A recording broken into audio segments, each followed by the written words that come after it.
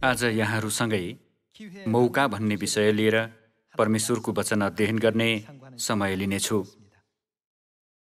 हाम्रो दैनिक जीवनमा घट्ने सबै कुराहरूलाई एउटा मौकाको रूपमा लिन सकिन्छ। त्यसैगरी हाम्रो विश्वासको जीवनमा घट्ने सबै कुराहरू पनि हाम्रो निम्ति आशिषहरू जम्मा गर्न सकिने एउटा महत्त्वपूर्ण मौका हो भन्न सकिँदैन र? यी अवस्थाहरू नै आशिष पाउने मौका, सेवा गर्ने मौका अथवा मुक्ति पाउने मौका होइनन् र? तर संसारमा अधिकांश मानिसहरूले त्यो मौकालाई पक्रन नसकेर गुमाएका र त्यत्तिकै जान दिएका अवस्थाहरू धेरै देख्न सकिन्छ। यस्तो चाहिँ हाम्रो विश्वासको जीवनमा मात्र नभएर संसारका मानिसहरूमा पनि हुने गर्छ। मौका आएको बेला हामीले कसो गर्नुपर्छ त? पक्रनुपर्छ। प्रत्येक दिन असङ्ख्य मौकाहरू हाम्रो अघि आउँछन्, तर हामीले हात बढाएर तिनीहरूलाई पक्रेनौँ भने ती मौकाहरू त्यत्तिकै खेर गएर अर्थहीन बन्नेछन्। त्यसैले मौका आउँदा हामीले पक्रनुपर्छ। हाम्रो विश्वासको जीवनमा पनि धेरै मौकाहरू हुन्छन्। अहिलेको यो युग चाहिँ पवित्र आत्माको युग हो नि, होइन र? पवित्र आत्माको युगमा पवित्र आत्मा र दुलहीको रूपमा आउनुभएका परमेश्वरबाट आशिष पाउन सकिने मौकाहरू धेरै छन्। तर हाम्रो वरपरका कतिपय मानिसहरूले यी मौकाहरूलाई त्यत्तिकै जान दिइरहेका छन्। त्यसो भए के हामीहरूले पनि यी मौकाहरूलाई सामान्य ठानेर गुमाइरहेका त छैनौँ? 2000 वर्ष अघि येशूज्यूको समयलाई फर्केर हेर्ने हो भने येशूज्यूलाई दैनिक रूपमा भेट्ने मानिसहरू धेरै थिए। येशूज्यूलाई भेट्दा शारीरिक बिमारी मात्र निको भएका मानिस पनि थिए भने मुक्तिको मौका प्राप्त गरेका मानिसहरू पनि थिए। अनि येशूज्यूले गर्नुभएको चमत्कारलाई मात्र हेर्ने मानिसहरू पनि थिए। येशूज्यूले उहाँ यस पृथ्वीमा आउनुको कारण के हो भनेर भन्नुभयो त?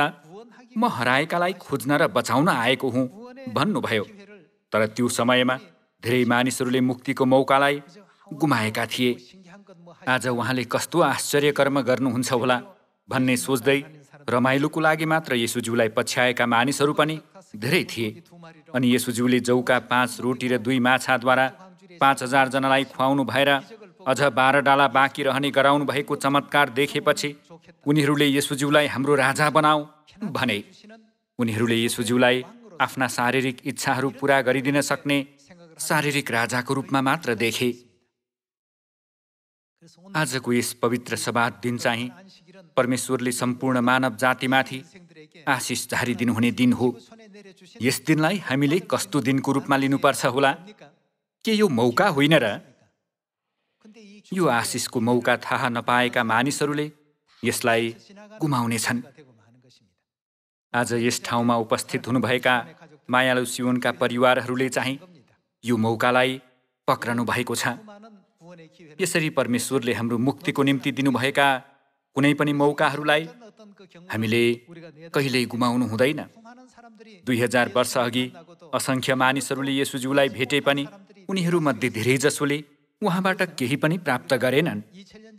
यस वर्तमान पवित्र आत्माको युगमा स्वर्गीय माता स्वयं हाम्रो साथमा हुनुहुन्छ। हाम्रो यस्तो अवस्थालाई 2000 वर्ष अघिको अवस्थासँग तुलना गर्दै कतै मैले मुक्तिको मौकालाई गुमाइरहेको पो छु कि? मैले आशिष पाउन सकिने विभिन्न मौकाहरू गुमाइरहेको पो छु कि? होइन भने कति जति पक्रिरहेको छु होला भनेर आफैलाई प्रश्न गरौँ। यी सबै अवस्थाहरूबारे सोच्ने समय लियौँ। एकपटक 2000 वर्ष अघिको समयमा फर्केर जाउँ। येशूज्यूलाई भेटेपछि शारीरिक रोगहरू मात्र निको भएका मानिसहरू पनि थिए भने येशूज्यूलाई भेटेर मुक्तिको मौका पाएका मानिसहरू पनि थिए र उहाँले देखाउनु भएका चमत्कारहरू मात्र हेर्ने मानिस पनि थिए। यी मानिसहरूमध्ये हामीहरू चाहिँ कस्तो मानिस हुनुपर्छ होला? मत्ती अध्याय 8मा येशूज्यूलाई भेटेका असङ्ख्य मानिसहरूमध्ये आफ्नो अघि भएको मौकाको फाइदा उठाएका मानिसहरूको उदाहरण हेरौँ। उनीहरूले येशूज्यूलाई सही तरिकाले चिनेर ग्रहण गरी आशिष पाएका थिए।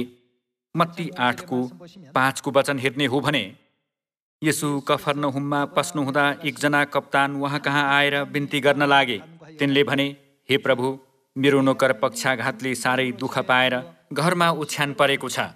उहाँले तिनलाई भन्नुभयो, म आएर त्यसलाई निको पार्नेछु। तर कप्तानले भने, हे प्रभु, तपाईलाई मेरो घरमा स्वागत गर्ने योग्यको म छैन, तर वचन मात्र बोलिदिनुहोस्। अर्को शब्दमा भन्ने हो भने, पवित्र परमेश्वरलाई कसरी पापीको घरमा आउनु भनेर दुःख दिन सक्छु र वचन मात्र बोलिदिनु भयो भने पुग्नेछ र मेरो नोकर निको हुनेछ।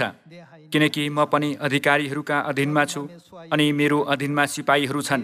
म एकजनालाई जा भन्छु अनि त्यो जान्छ र अर्कालाई आइज भन्छु अनि त्यो आउँछ अनि त्यसले त्यो गर्छ। तिनको कुरा सुनेर येशूले आश्चर्य मान्नुभयो र उहाँको पछि आउनेहरूलाई भन्नुभयो, साँच्चै म तिमीहरूलाई भन्दछु, इस्राएलमा पनि यति ठुलो विश्वास मैले भेट्टाएको छैन भन्नुभयो। यसपछि येशूज्यूले भन्नुभएको वचन पद 13 मा हेरौँ।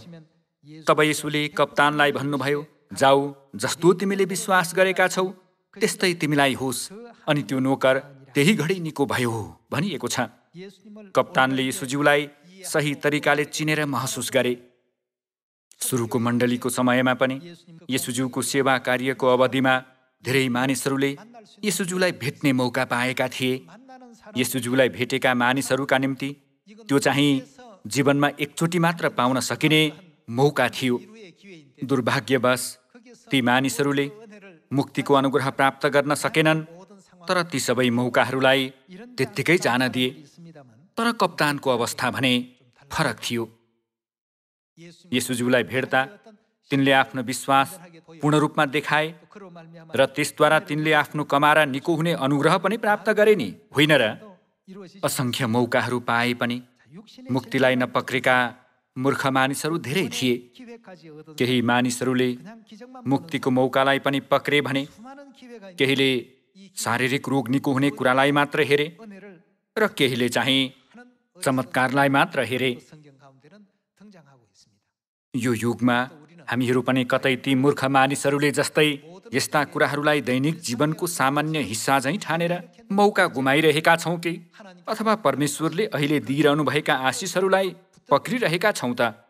उज्यालो नहुन्जेल यप्पोक नदीको किनारमा स्वर्गदूतसँग कुस्ती लडेका याकुबको विश्वासलाई हेर्ने हो भने तिनले आफ्नो कम्मरको गेडी फुस्कनेसम्मको पीडामा पनि मलाई आशीर्वाद नदिउन्जेल म तपाईँलाई जान दिन्न, मलाई आशीर्वाद दिनुहोस् भन्दै आशिषको मौकालाई नगुमाउनको निम्ति सक्दो प्रयत्न गरे। लामो समय अघि पुरानो करारको समयमा घटेको घटना भए पनि यी कुराहरू हाम्रो शिक्षाको निम्ति लेखिएका हुन् भनेर परमेश्वरले भन्नुभएको छैन र? विगतमा घटेका सम्पूर्ण घटनाहरू वर्तमान समयमा जिरहेका हाम्रो शिक्षाको निम्ति लेखिएका हुनाले मत्ती अध्याय 9 को वचन एकपटक अध्ययन गर्नेछौँ। मत्ती 9 को 19 को शिक्षा हेर्ने हो भने येशू उठ्नुभयो र आफ्ना चेलाहरूसँग तिनको पछि लाग्नुभयो। त्यति नै बेला 12 वर्षदेखि रगत बग्ने रोग भएकी एउटी स्त्रीले पछिल्लोतिरबाट आएर उहाँका वस्त्रको किनार छोए, किनकि त्यसले मनमा नै सोचेकी थिए, मैले उहाँको वस्त्र मात्र छोएँ भने पनि म निको भइजानेछु। यस स्त्रीले पनि येशूज्यूलाई भेट्न पाउने जिन्दगीकै एकपटकको मौका पाइन्। येशूज्यूलाई भेटेका असंख्य मानिसहरूमध्ये मुक्तिको आशिष पाएका मानिसहरूको उदाहरण हेर्नेछौँ। 21 को वचनमा फेरि हेर्ने हो भने, किनकि त्यसले मनमा नै सोचेकी थिए, मैले उहाँको वस्त्र मात्र छोएँ भने पनि म निको भइजानेछु। फनक्क फर्किहेर्दा येशूले त्यस स्त्रीलाई देख्नुभयो र भन्नुभयो, छोरी, साहस गर, तिम्रो विश्वासले तिमीलाई निको पारेको छ। त्यो स्त्री त्यही घडी निको भई भनिएको छ। येशूज्यूको समयमा रगत बग्ने रोग भएको स्त्री उनी एकजना मात्र थिएनन्, धेरैजना भए पनि उनीहरूले परमेश्वरको अनुग्रह प्राप्त गर्ने मौकालाई पक्रेनन्। उनीहरूले त्यसो गरेका भए बाइबलमा उनीहरूको कार्यको अभिलेख राखिने थियो। यस युगमा पनि परमेश्वरका प्रजा सियोनतिर उहिरिएर आइरहेका छन्। परमेश्वरबाट आशिष प्राप्त गर्ने मौका र स्वर्गीय इनामहरू जम्मा गर्न सकिने मौकाहरू हामीलाई प्रत्येक दिन दिइएको भए तापनि कतै हामीहरू ती मौकाहरूलाई व्यवस्था गर्दै गुमाइरहेको अथवा पक्रन नसकिरहेको अवस्थामा त छैनौँ। हामीले यस्ता आशिषित मौकाहरूलाई कहिल्यै त्यत्तिकै जान दिनु हुँदैन। रगत बग्ने रोग भएकी स्त्रीलाई येशूज्यूले, छोरी साहस गर, तिमी निको पारिएकी छौ भन्नुहुँदा उनी निको भएकी थिइन्। येशूज्यूलाई भेटेकोमा उनी साँच्चै आशिषित थिइन्। अनि कप्तान चाहिँ नि त, उनी पनि आशिषित थिए। हामी पनि त्यस्तै व्यक्ति हुनुपर्छ। उनीहरूले येशूज्यूलाई संयोगवश भेटेका होइनन्। उनीहरू सबैमा के थियो त? उनीहरू सबैमा येशू ख्रीष्टप्रतिको विश्वास थियो। यदि यस युगमा हामीले पवित्र आत्मा र दुलहीमा सही विश्वास लिएका छैनौँ भने हामीले ख्रीष्टलाई भेटे पनि र उहाँको वस्त्र छोए पनि हाम्रा रोगहरू निको हुन सक्दैनन्। पिताको युगमा मानिसहरूले त्यस युगका मुक्तिदाता यहोवा परमेश्वरमाथि विश्वास गर्थे अनि पुत्रको युगमा मानिसहरूले येशू ख्रीष्टमाथि विश्वास गर्थे। त्यसो भए पवित्र आत्माको युगमा चाहिँ पवित्र आत्मा र दुलहीमा सही विश्वास लिनेहरू नै मौकालाई सही तरिकाले पक्रने मानिसहरू हुन् भन्न सकिन्छ नि, होइन र? सुरुको मण्डलीको समयमा पनि येशूज्यूले आफ्ना चेलाहरूलाई मौका दिनको निम्ति बोलाउनु भयो। मत्ती अध्याय 4 को वचन एकपटक पल्टाइ हेरौँ। मत्ती 4 को 17 को वचन हेर्ने हो भने त्यस बेलादेखि प्रचार गर्दै येशूले भन्न लाग्नुभयो, पश्चाताप गर, किनभने स्वर्गको राज्य नजिक आइपुगेको छ। गालिल समुद्रको किनारमा हिँड्नुहुँदा उहाँले पत्रुस भन्ने सिमोन र तिनका भाइ अन्द्रियास दुवै भाइलाई समुद्रमा जाल हानिरहेका देख्नुभयो। तिनीहरू मछुवा थिए। उहाँले तिनीहरूलाई भन्नुभयो, मेरो पछि लाग र म तिमीहरूलाई मानिसहरूका मछुवा तुल्याउनेछु। तब उत्तिखेरै जालहरू छोडेर तिनीहरू उहाँको पछि लागे। त्यहाँबाट जाँदा जाँदै उहाँले अर्का दुई भाइ जब्दियाका छोराहरू याकुब र तिनका भाइ यूहन्नालाई तिनीहरूका बुबा जब्दियासँग डुङ्गामा आफ्ना जाल तुनिरहेका देख्नुभयो र उहाँले तिनीहरूलाई बोलाउनुभयो। तब उत्तिखेरै डुङ्गा र तिनीहरूका बाबुलाई छोडेर तिनीहरू उहाँको पछि लागे। अनि येशू तिनीहरूका सभाघरहरूमा सिकाउँदै, राज्यको सुसमाचार प्रचार गर्दै र मानिसहरूमा भएका हरेक किसिमका रोग र शारीरिक दुर्बलता निको पार्दै सारा गालिलभरि घुम्नुभयो भनिएको छ। यहाँ हेर्दा पत्रुस, यूहन्ना र याकुबले कसो गरे त? येशूज्यूले मेरो पछि लाग भन्नुहुँदै तिनीहरूलाई स्वर्ग राज्यको निम्ति महान मिसनमा सहभागी हुने मौका प्रदान गर्नुभयो।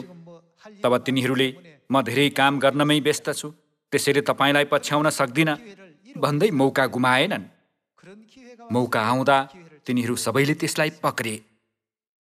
यदि प्रेरित पत्रुसले येशूज्यूको बोलावटमा तुरुन्तै प्रतिक्रिया नजनाएर उहाँलाई नपछ्याएका भए के वर्तमान युगका प्रेरित पत्रुस भन्ने नाम हाम्रो मन मस्तिष्कमा रहने थियो होला र?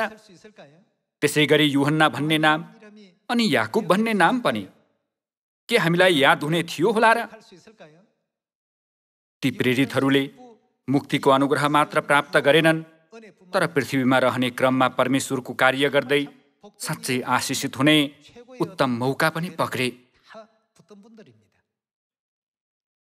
के परमेश्वरले पत्रुस, यूहन्ना र याकुबलाई मात्र यो अनुग्रह दिनु भएर वर्तमानका हामीहरूलाई चाहिँ पटक्कै नदिनु भएको हो र? परमेश्वरले पहिल्यै सियोनका सबै सन्तानहरूलाई मौका दिँदै हुनुहुन्छ। मत्ती अध्याय 28 मा हेरौँ। पद 18 को वचन हेर्ने हो भने तब येशू तिनीहरू कहाँ आएर भन्नुभयो, स्वर्ग र पृथ्वीमा समस्त अधिकार मलाई दिइएको छ। यसकारण जाऊ र सबै देशका जातिहरूलाई चेला बनाऊ। पिता र पुत्र र पवित्र आत्माको नाउँमा तिनीहरूलाई बप्तिस्मा देऊ। मैले तिमीहरूलाई आज्ञा गरेका सबै कुरा पालन गर्न तिनीहरूलाई सिकाऊ भन्नुभयो। परमेश्वरले पत्रुसलाई बोलाउनु हुँदा, मेरो पछि लाग र म तिमीलाई मानिसहरूका मछुवा तुल्याउनेछु भन्नुभयो। अन्द्रियासलाई बोलाउनु हुँदा, मेरो पछि लाग र म तिमीलाई मानिसहरूका मछुवा तुल्याउनेछु भन्नुभयो। यूहन्नालाई बोलाउनु हुँदा, मेरो पछि लाग र म तिमीलाई मानिसहरूका मछुवा तुल्याउनेछु भन्नुभयो। याकुबलाई बोलाउनु हुँदा, मेरो पछि लाग र म तिमीलाई मानिसहरूका मछुवा तुल्याउनेछु भन्नुभयो। वर्तमानका हामीलाई बोलाउनु हुँदा परमेश्वरले मेरो पछि लाग र म तिमीहरूलाई सामरियादेखि पृथ्वीको अन्तिम छेउसम्म सबै देशका जातिहरूलाई चेला बनाउने सामर्थ्य दिनेछु भन्नुभएको छ। स्वर्ग र पृथ्वीको समस्त अधिकार उहाँसित भएकोले उहाँले हामीलाई मिसन पूरा गर्ने सामर्थ्य दिने प्रतिज्ञा गर्नुभएको छ। यस अन्तिम पवित्र आत्माको युगमा जिरहेका हामीलाई प्रेरित पत्रुस र प्रेरित पावल जस्तै हुने रहर लाग्न सक्छ। म पनि येशूज्यूको समयमा जन्मिएर उहाँको चेला बन्न पाएको भए कति राम्रो हुने थियो। येशूज्यूले सिकाउनु भएका वचनहरू सिधै उहाँबाट सुन्न पाएको भए कति राम्रो हुने थियो भन्ने जस्ता थुप्रै सोचाइहरू आउन सक्छन्। येशूज्यूले यस युगमा आउनु भएर वचन सुनाउनु भए पनि यदि मानिसहरूले उहाँको वचनको महत्त्व महसुस गर्दैनन् भने तिनीहरूले गम्भीर गल्ती गर्न पुग्नेछन् र 2000 वर्ष अघिका यहुदी फरिसी र शास्त्रीहरूले जस्तै गरी तिनीहरूले येशूज्यूको वचन सुने तापनि मौकालाई पक्रन नसकेर गुमाउन पुग्नेछन्। येशूज्यूले 2000 वर्ष अघि पत्रुसलाई बोलाउनु हुँदाको उही आवाजमा अहिले हामीलाई लगातार बोलाउँदै हुनुहुन्छ नि, होइन र? तसर्थ सियोनका सन्तानहरू सबैले आमेन भन्ने मनद्वारा एकै चित्तका भएर यो मौकालाई कदापि नगुमाइकन पक्रनुपर्छ। हामीले स्वर्गमा ठुलो आशिष पाउन सकुन् भन्ने हेतुले परमेश्वरले मौकाको ढोका खोलिरहनु भएको छैन र? लुका अध्याय 19 र मत्ती अध्याय 25 को वचनमा मालिक, मैले 10 सिक्का कमाएको छु, मैले अझ 10 सिक्का कमाएको छु भनेर लेखिएको छ। परमेश्वरले सियोनका सबै सन्तानहरूलाई अहिले यस्ता आशिषहरू जम्मा गर्ने मौका दिँदै हुनुहुन्छ। तर यी आशिषहरूका लागि दिइएको समय र मौका सधैँभरि रहने छैन। ढिलो वा चाँडो स्वर्गको ढोका बन्द हुनेछ। त्यो समय नआउन्जेल जो कोही पनि प्रवेश गर्न सक्ने गरी त्यो ढोका खुल्ला रहनेछ। तर हिजो खुल्ला भएकोले आज पनि खुल्ला हुनेछ भनेर हामीले सोच्नु हुँदैन। 1 वर्षसम्म पनि त्यो खुलै रहनेछ, यसरी सोच्नु गलत हो। परमेश्वरको बोलावट आज महसुस हुन्छ भने अहिले नै त्यो मौकालाई पक्रनुपर्छ। हाम्रो वरिपरि हेर्ने हो भने परमेश्वरले हाम्रो आशिषको निम्ति तयारी गरिदिनु भएको मौका स्वरूप धेरै थोकहरू सृष्टि गर्नुभएको देख्न सक्छौँ। के यहाँहरूलाई त्यस्तो लाग्दैन? बाटोमा हिँडिरहेको व्यक्तिलाई देखेर त्यो व्यक्तिले परमेश्वरको सन्देश सुन्छ होला र भन्ने सोचाइ आउन सक्छ। उनीहरूलाई त्यत्तिकै जान दिएर मौका नगुमाउनु होला। त्यो व्यक्तिद्वारा परमेश्वरले उहाँको अनुग्रह अझ धेरै प्राप्त गर्ने मौका खोल्न सक्नुहुन्छ नि, होइन र? हाम्रो छेउमा भएका परिवारजन, नजिकका इष्टमित्र, चिने जानेका मानिसहरू, छिमेकीहरू, यी मानिसहरूबाट सुरु गरेर सबैले यो प्रश्नको बारेमा सोचौँ। आज मैले परमेश्वरको बोलावटको मौकालाई त्यत्तिकै खेर फाल्ने विश्वासको जीवन जिरहेको छु कि त्यो मौकालाई पक्रने विश्वासको जीवन जिरहेको छु होला? फेरि एकपटक यसरी सोचौँ। आज म तिमीहरूलाई मानिसहरूका मछुवा तुल्याउनेछु, त्यसैले गएर सारा जातिहरूलाई चेला बनाओ। पिता र पुत्र र पवित्र आत्माको नाउँमा तिनीहरूलाई बप्तिस्मा देऊ र नयाँ करारको सम्पूर्ण सत्यता पालन गर्न सिकाओ। यी वचन पालन गर्ने मानिसहरू नै आशिषित मानिसहरू हुन्। के उनीहरू नै परमेश्वरको बोलावटमा आमेन भन्दै मौकालाई पक्रेका मानिसहरू होइनन् र? जान्नु महत्त्वपूर्ण होइन कि जानेको कुरालाई व्यवहारमा लागू गर्नु चाहिँ महत्त्वपूर्ण हो। स्वर्गीय माताले सधैँ जोड दिनुहुने कुरा यही होइन र? व्यवहारमा लागू गर्नु महत्त्वपूर्ण छ। हामीहरू पनि वचनलाई व्यवहारमा लागू गरेर पत्रुस, यूहन्ना र याकुबले जस्तै परमेश्वरको आशिष र प्रेम प्रशस्त प्राप्त गर्ने हुऔँ भन्ने चाहन्छु। रोमी अध्याय 10 को पद 16 मा हेरौँ। तर तिनीहरू सबैले सुसमाचार पालन गरेका छैनन्, किनकि यसैया भन्छन्, हे प्रभु, हामीबाट सुनेको कुरा कसले विश्वास गरेको छ? जे सुनिएको छ त्यसैबाट विश्वास आउँछ र जे सुनिन्छ त्यो ख्रिस्टको प्रचारबाट आउँछ। तर म सोद्धछु, के तिनीहरूले सुनेका छैनन्? निश्चय नै तिनीहरूले सुनेका छन्, किनकि तिनीहरूको आवाज कहाँसम्म त? सारा पृथ्वीभरि अर्थात् सारा संसारभरि पुगेको छ र तिनीहरूका वचन संसारको पल्लो छेउसम्म पुगेका छन् भनिएको छ। यो उद्देश्य पूरा गर्नको निम्ति परमेश्वरले सुसमाचार बनाउनु भएको हो। यसो हुनकै निम्ति स्थापना गर्नु भएको हो। परमेश्वरले उहाँको अभिप्राय पूरा गर्न बनाउनु भएको सुसमाचार नै हामीले अहिले मानिरहेको नयाँ करार होइन र? तिनीहरूको आवाज सारा पृथ्वीभरि पुगेको छ र तिनीहरूका वचन संसारको पल्लो छेउसम्म पुगेका छन्। पद 19मा म फेरि सोध्छु, के इस्राएलले बुझेन? सर्वप्रथम मोसाले भन्छन्, जो एक जाति नै होइन, म तिमीहरूलाई तिनीहरूप्रति डाही तुल्याउनेछु। एउटा मूर्ख जातिद्वारा म तिमीहरूलाई क्रुद्ध तुल्याउनेछु। तब यसैयाले साहसपूर्वक भन्दछन्, मलाई नखोज्नेहरूले मलाई भेट्टाएका छन्। जसले मेरो खोजी गरेनन्, तिनीहरूका माझमा मैले आफैलाई प्रकट गरेको छु। तर इस्राएलको विषयमा तिनी भन्छन्, दिनभरि नै अटेरी र विरोधी मानिसहरूप्रति मैले मेरो हात पसारेको छु भनिएको छ। यहाँ हामीले याद गर्नुपर्ने वचन भनेको हामीले सुनाइरहेको सुसमाचारको सन्देश अर्थात् सुसमाचारको आवाज कहाँसम्म पुग्नेछ? सारा पृथ्वीभरि। तिनीहरूका वचन कहाँसम्म त? संसारको पल्लो छेउसम्म पुग्नेछ भनिएको छ। विश्वास कसरी लिने गराउन सकिन्छ भनिएको छ त? जे सुनिएको छ त्यसैबाट विश्वास आउँछ र जे सुनिन्छ त्यो ख्रीष्टको प्रचारबाट आउँछ भनिएको छ। ख्रीष्टको वचन नै हाम्रो विश्वासको जग र उनीहरूलाई थाहा दिनुपर्ने सन्देश हुनुपर्छ। यो मिसन प्राप्त गर्ने मौका परमेश्वरले हामी सबैलाई दिनुभएको छ। यो मिसन पूरा गर्ने मौकालाई पक्रेका मानिसहरूलाई मत्ती अध्याय 25मा 5 सिक्का पाएका मानिसहरूसँग तुलना गरिएको छैन र?